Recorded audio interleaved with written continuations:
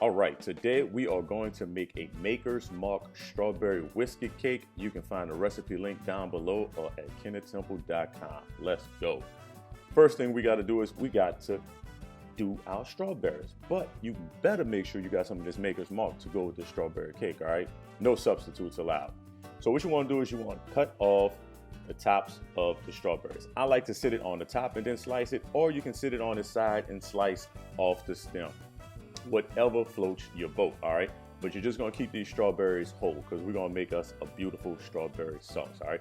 And to that, we're gonna add a little bit of salt, we're gonna add some sugar, and then we're gonna add some lemon zest and lemon juice. Get all of that juice out there, all right? Then you wanna take 2 sprigs of rosemary and just go ahead on and peel all those leaves, right? Now, you just wanna put a quick little rough chop on these, all right? You don't have to be all chef-like because we're gonna blitz this later. Go ahead on and give that a stir to make sure everything's incorporated. Turn on your heat and then begin to boil. I realized from the angle I had it, y'all couldn't see in the pot. So I transferred it to this other pot so you can really see all of the juices coming out of it, right? So once you cook that for a few minutes, you're gonna transfer that over to a food blender, and then you're gonna go ahead on and hit it with a little bit of strawberry extract, take it to the food blender and blitz it on high until it's nice and smooth. Look at that. Bring that up to a boil so it reduces and concentrates down.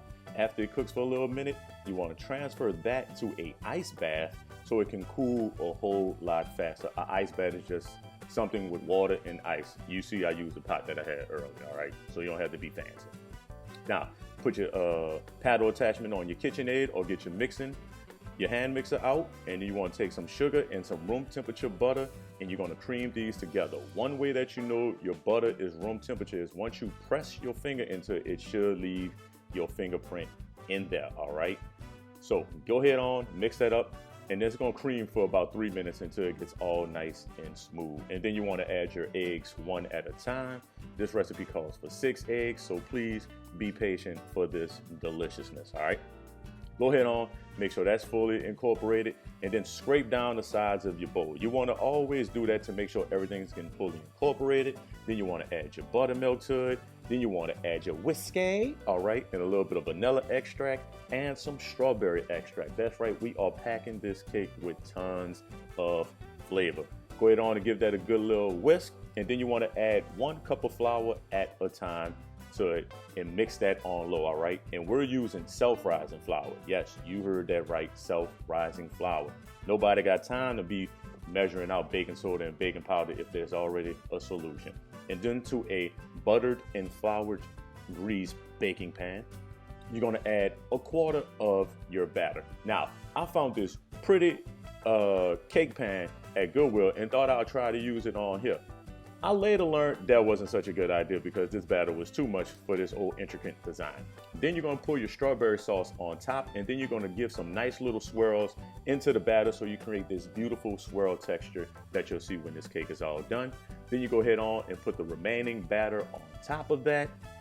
And then after you get all of that batter all evenly, just go ahead on and just smooth it all out just to make sure nothing is oozing all out of it. You know, you can be cute with it. All right, and once you get it all nice and even, look at how pretty that is. Give it a little shake and let's fall. That releases all the air bubbles. Make sure everything's good. We're gonna pop that into a 300-degree oven for 1.5 hours.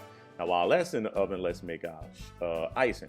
We're gonna add some powdered sugar, some melted butter, some milk, and some strawberry extract to it. Give that a good old little whisk so that everything's nice and pretty. Look at that. Silk is smooth. Everything's beautiful. 1.5 hours later, our cake has come out. Now, what you want to do is, which I didn't show you, is you want to release the cake from the pan and then flip it back up just so the cake is easy to remove at the end when it's time to ice it. Poke some holes in it and pour that whiskey in there. Then pop that into a fridge for 4 hours. And then come back 4 hours later, and it is time to do the big reveal. Behind the scenes tip, I actually thought I lost this cake, but I didn't. Give it a couple of taps with the back of your knife to make sure it's released, because when it's cold, the cake will stick. That's why we flipped it out earlier. And voila, look at that. Only got top part of an intricate design. The rest of it, not so much, but it still look good. That's why we have icing. You can cover up anything that doesn't look too pretty, but it still tastes delicious.